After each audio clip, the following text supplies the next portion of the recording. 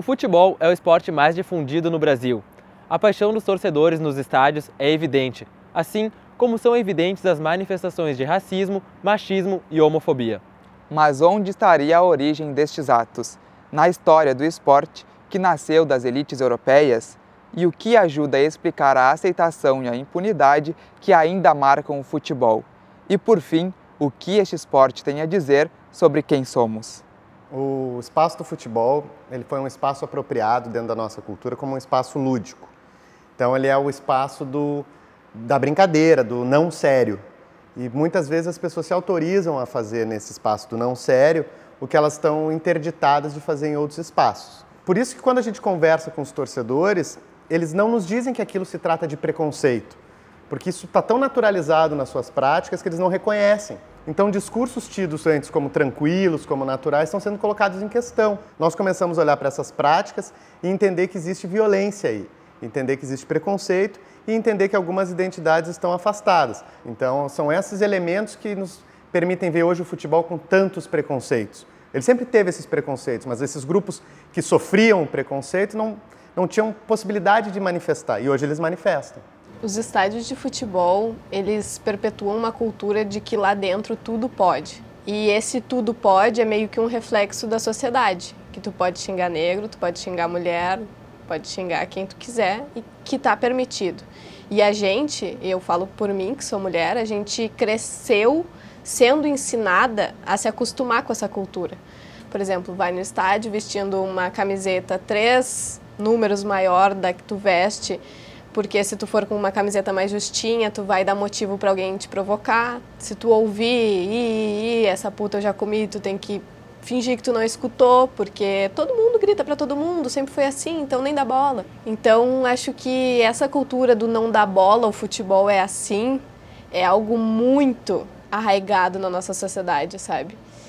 E essa cultura associada à impunidade que tem dentro dos estádios torna esse ambiente tão impropício para que mulher, negro, homossexual, porque tu quer xingar alguém, tu diz, né, filho da puta, ou viado, ou negão, não sei o quê, sabe? Tu sempre deprecia as minorias como forma de xingamento. Então, eu acho que essas duas culturas do sempre foi assim, não dá bola, e essa sensação de impunidade coletiva, porque tu nunca vê uma pessoa se destacando na multidão para proferir algum xingamento, sempre é um grupo.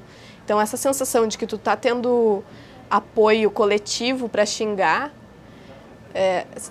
são fatores que colaboram para que a gente pense que dentro do futebol tudo pode. O futebol, por várias características desse esporte, não é por acaso, que é o jogo mais popular do mundo, não é por acaso, é por uma série de questões. O futebol é uma baita representação da vida, tem a questão do êxtase do gol, tem a questão do pertencimento, tem a questão da relação do pai com o filho, de gerações. O futebol é uma coisa fantástica e ele é uma representação da vida muito clara, muito legal. E ele traz essas coisas da sociedade, eu não tenho dúvida que é da sociedade isso aí. Tem aqueles que defendam que o futebol é o espelho ou o reflexo da sociedade. E tem aqueles que defendem que o futebol não tem nada a ver com a sociedade. Ou seja, se eu gritar macaco no estádio, não tem nada a ver com o racismo histórico que a gente enfrenta na nossa cultura. Se eu gritar bicha no estádio, não tem nada a ver com os gritos homofóbicos que a gente tem na nossa cultura. Essa é uma leitura. A outra leitura, que vai dizer que é um reflexo, que é um espelho, vai dizer o seguinte: não, aqui a gente fala macaco, negro e xinga as pessoas, porque na nossa sociedade a gente xinga essas pessoas.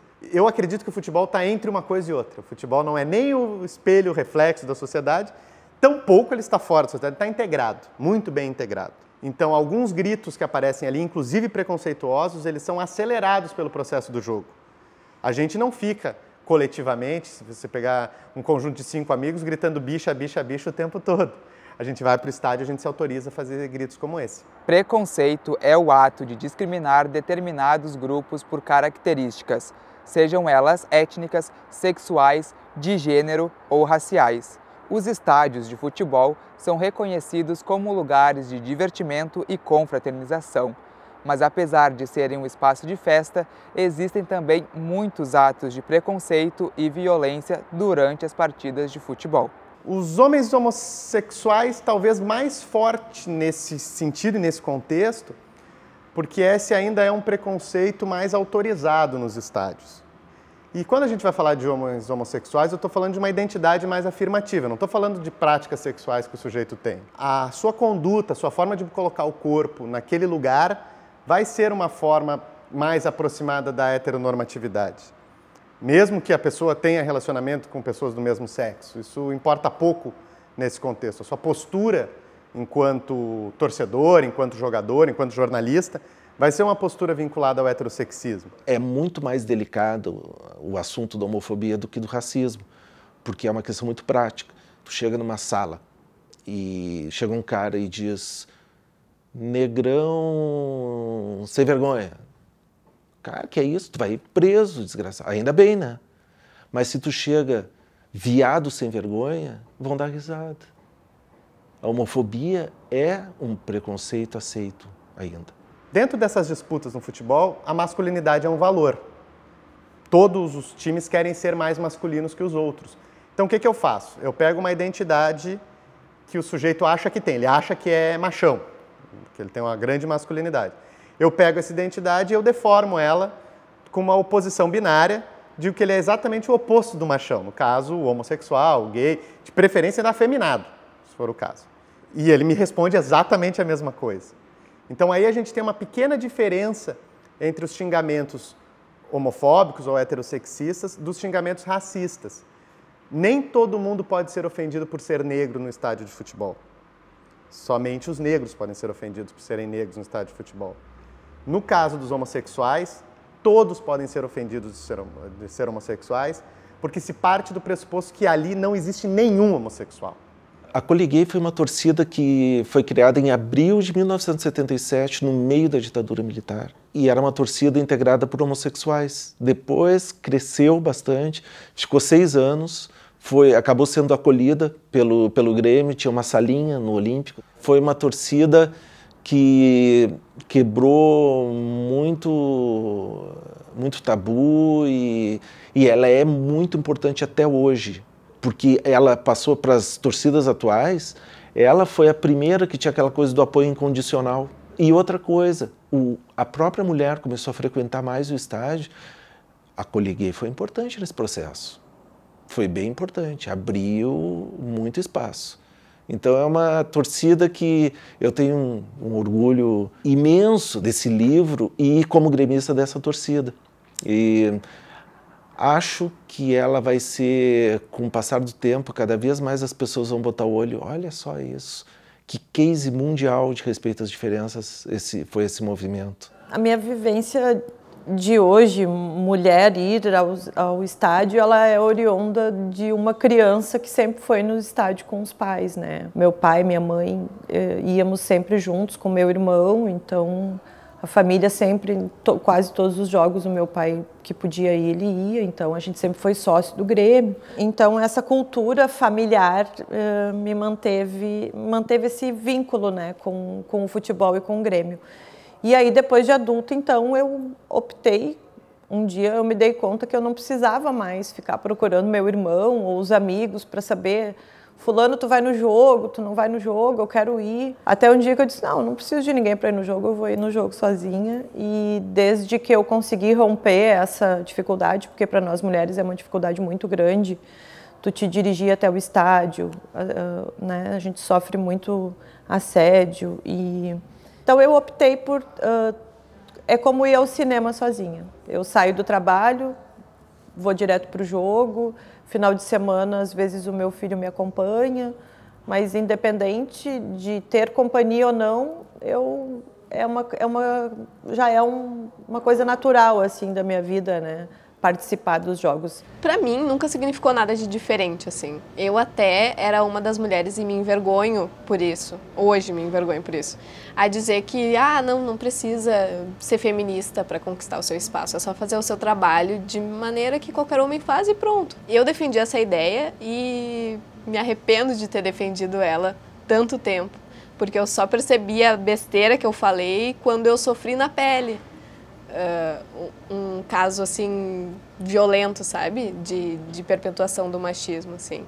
Então, a gente não basta, ao contrário do que eu pensava antes, não basta a gente só fazer o nosso trabalho bem feito. A gente tem que fazer o nosso trabalho bem feito, a gente tem que provar que a gente sabe mais do que os caras, porque tu disse que tu gosta de futebol, daí tu ouve, então me diz a escalação de 70 aí, sabe? Tu tem que provar coisas que os homens não precisam provar. Então, pra mim, significa muito. Principalmente porque eu vejo torcedoras, mulheres, nos estádios, e eu tô em contato constante com a arquibancada. A arquibancada é onde eu vivo, onde o jornalismo me abastece de informações, né? Então, quando vem alguma torcedora e diz assim, eu acho muito massa, quando eu tô em casa, escuto o rádio, tu começa a dizer que o torcedor tá chegando no estádio, eu me sinto convidada a ir pro estádio. Então, eu sinto que um pouquinho do meu papel como jornalista e como mulher está sendo cumprido, sabe? Que é dizer, olha só, vem pra cá que aqui é o nosso lugar. A gente não é intrusa dentro do futebol, dentro do estádio. Aqui é o nosso lugar e a gente não quer nada que não seja nosso. A gente não tá brigando por um absurdo, não. A gente tá brigando para ter algo que qualquer cara já nasce com o direito de ter, que é frequentar o estádio do seu time, sabe? Tentando diminuir os atos de violência e preconceito dentro dos estádios, surgiram iniciativas de torcedores que buscam promover ações e debates que melhorem esse cenário. 2 exemplos disso são a Tribuna 77 do Grêmio e a Inter Antifascista. Nós somos um grupo de torcedores e torcedoras, tá?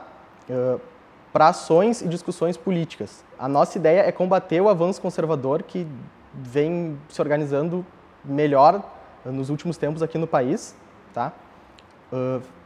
Ficar ao lado dos movimentos sociais na luta contra a opressão aos trabalhadores, sempre pautando o fim do racismo, do machismo e da homofobia. A Inter Antifascista, ela na verdade surgiu dentro da barra da Guarda Popular, com integrantes que tinham um pensamento político mais à esquerda. Eles se juntaram, fizeram uma página no Facebook, lembrando que a Inter Antifascista não é uma torcida, é uma frente, é um movimento dentro do clube.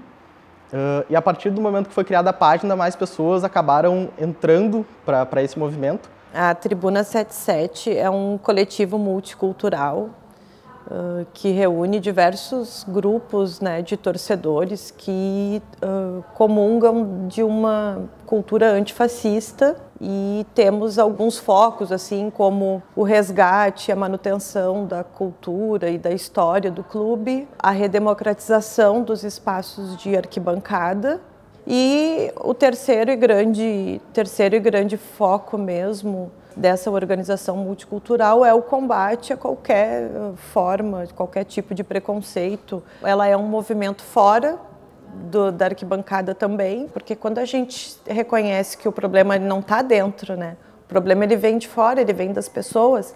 Então, problemas que a gente encontra de combate ao preconceito, a gente precisa fazer esse combate lá fora e dentro da arquibancada também, mesmo com todas as dificuldades que a gente às vezes possui para poder fazer essa manifestação lá dentro, né? Então, por isso que a gente procura manter esse equilíbrio de atividades, assim. A gente está presente em todos os espaços do Beira-Rio, tanto dentro de torcidas organizadas ou barras, tanto de movimentos políticos dentro do Inter. Eu acho que na base da conversa a gente está conseguindo dialogar com torcidas, público em geral, para que isso diminua até terminar de vez, porque acho que a gente está no século XXI e não cabe mais, né? Eu acho que o exemplo da 77, associado a exemplos de outras torcidas, como o Inter Antifascista, que é o nosso time aqui de Porto Alegre, né, junto conosco, e outros times como Corinthians, Flamengo,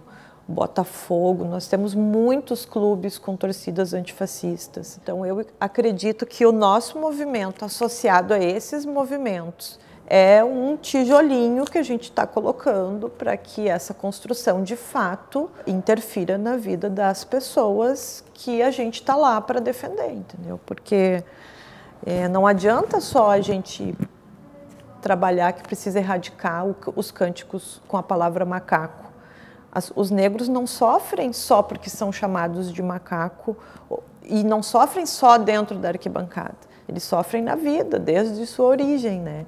Então, a gente acredita que esse tijolinho que a gente está colocando é para conscientizar as pessoas que quando a gente bate na tecla da erradicação dos cânticos com a palavra macaco, ele vai muito além do que simplesmente não cantar mais essas músicas. Ele vai para uma conscientização do porquê que a gente tem que fazer isso. A gente levou uma bandeira LGBT, a gente não entrou no estádio com ela. Ela ficou, a gente abriu ela no nosso churrasco que a gente faz dentro do Beira-Rio e pessoas chegaram e queimaram essa bandeira, tá? Pessoas essas que a gente nunca tinha visto dentro do estádio, que nunca vimos dentro do estádio depois do acontecido também. E a partir disso a gente teve uma relação mais estreita com a direção do clube. O relacionamento social do Inter nos acolheu, foi buscar investigar o que tinha acontecido. Eu não sei direito o que aconteceu com essas pessoas, mas eu não vi mais elas dentro do Beira-Rio. Nós temos, por exemplo, na nossa torcida, uma integrante que é trans e ela, quando ela quis integrar conosco, ela me procurou dizendo que ela tinha medo de ir, as pessoas que ela precisava, que ela podia ir até o jogo, tinham medo de levar ela, porque ela poderia sofrer algum tipo de violência. As direções dos clubes também têm pensado em estratégias que combatam o preconceito e a violência dentro dos estádios. Afinal de contas, o que acontece dentro deles também diz muito sobre a sociedade fora deles. O clube está sempre monitorando isso, a gente tem um monitoramento muito amplo, né, de câmeras, áudio, a própria ouvidoria. A gente recebe reclamações, o clube vê se é sócio, se não é sócio, toma as providências cabíveis legalmente, né, que o clube tem que tomar, junto até mesmo o próprio poder público. E enquanto isso, tenta trazer essas pessoas e participar desses eventos, dessas ações, né, que estão tentando trabalhar esse assunto. A gente sabe que a torcida é gigantesca, tem pessoas de todos os gêneros, todas as classes, né? Conflitos podem acontecer, mas o clube está sempre buscando esse trabalho permanentemente. Por exemplo, já teve um caso de assédio aqui dentro da arena recentemente. A gente interviu, procurou a pessoa que fez, recolheu, levou até a delegacia, levou a pessoa que foi assediada junto, enfim, te dá esse encaminhamento. Esse torcedor foi expulso do quadro social. Toda vez que há uma identificação sobre algo que fira os valores legais, os valores do clube, ou atente contra algum torcedor, as providências legais são tomadas. Isso sempre acontece.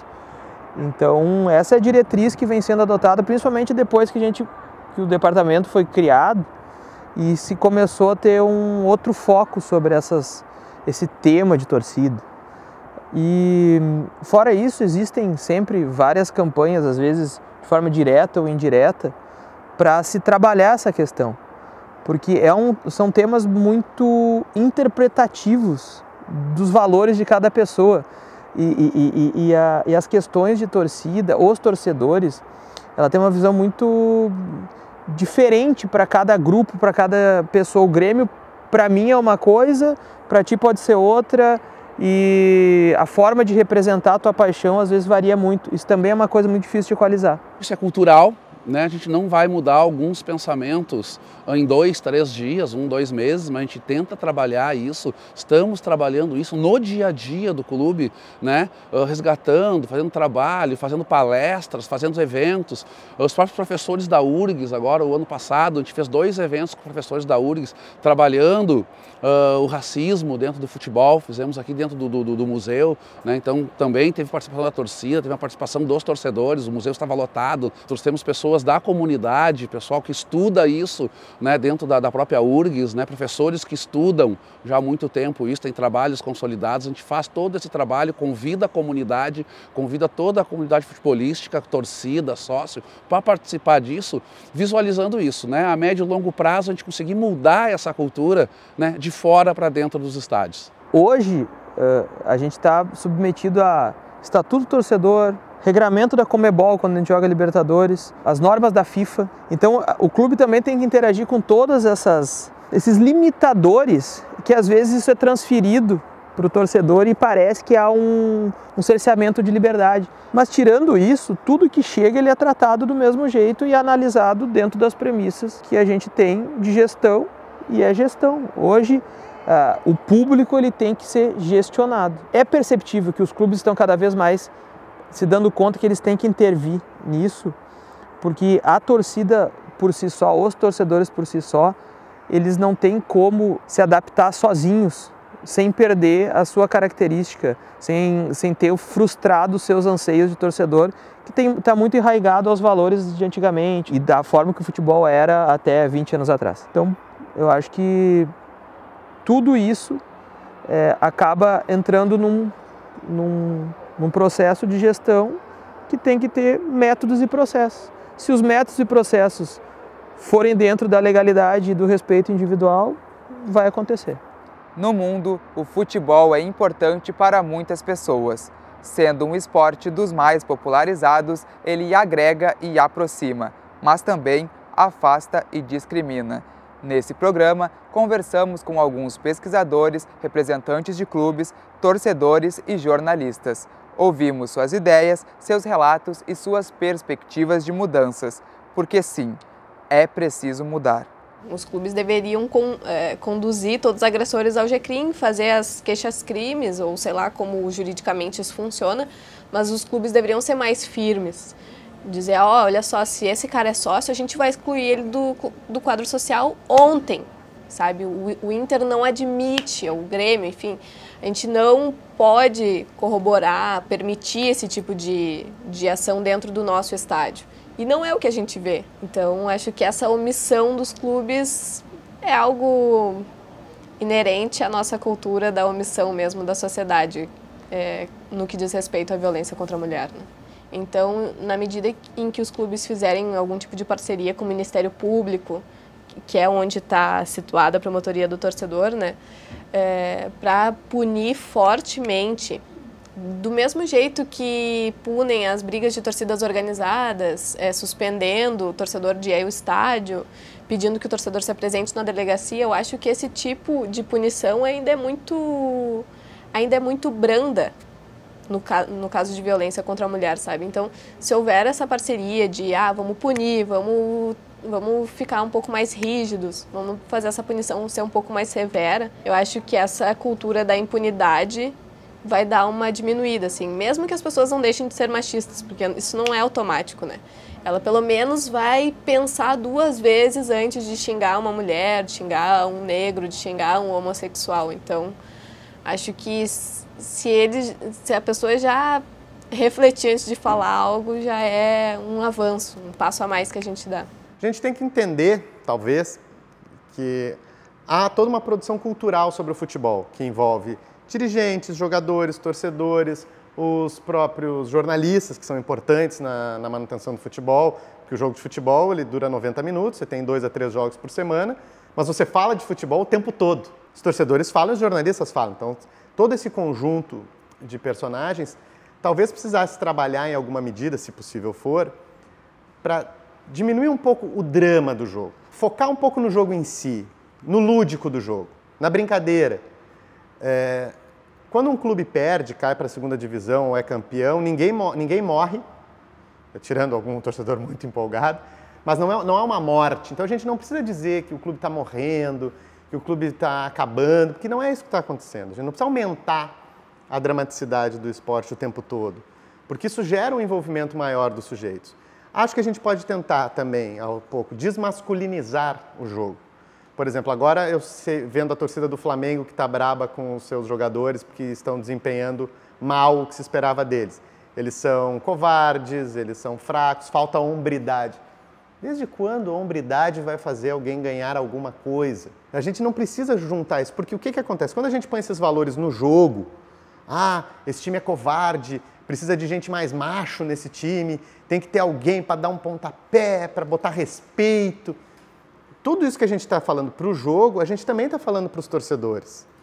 E os torcedores, além de acompanhar o jogo, eles também dramatizam outros jogos. Se você dramatiza isso em demasia e o torcedor não encontra dentro do campo a possibilidade de ter o êxito de solução, ele vai buscar em outro lugar, que vai ser no xingamento, que vai ser na ofensa e, porventura, vai ser também na ofensa física, né, na agressão. A sociedade é muito preconceituosa ainda. O que me dá esperança de que as coisas vão mudar é quando eu vejo meus filhos. Quando eu vejo meus filhos e os amigos deles, que algumas coisas são inconcebíveis para eles. inconcebíveis. E eu acho que isso vai mudar. Eu levo fé por causa dessa geração que está vindo aí. Eu acho muito legal essa geração. A gente tenta que as próximas músicas que vierem não tenham esses tons preconceituosos. Mas não que seja uma tarefa muito fácil da nossa parte. E eu acho que cabe ao clube conscientizar as torcidas de modo geral também. Ainda tem muita gente que diz que isso é mimimi, que isso é frescura ou qualquer coisa, mas pensar que pode, pelo menos que pode existir um problema de violências como homofobia, machismo e racismo nos estádios, tende a tensionar esse ambiente. Isso que em determinado momento no século passado esteve muito cristalizado como o ambiente das ofensas, dos xingamentos, e que tudo bem, é assim que funciona, está colocado em questão. Então, o que vai acontecer daqui para frente, a gente não tem como dizer, até porque a gente já viu, nesse início de século, que algumas conquistas, às vezes muito pequenas, de movimentos um pouco mais democráticos, um pouco mais progressistas, um pouco mais antifascistas, que é um termo que a gente tem usado bastante ultimamente, infelizmente a gente está precisando retomá-lo em função... Traz consigo também discursos outros extremamente violentos, fascistas, agressivos. Então, é sempre um campo em disputa. A gente vai ganhar algumas coisas e vai perder outras.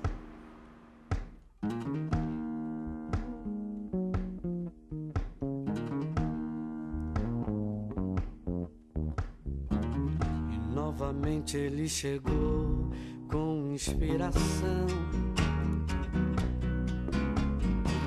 com muito amor, com emoção, com explosão,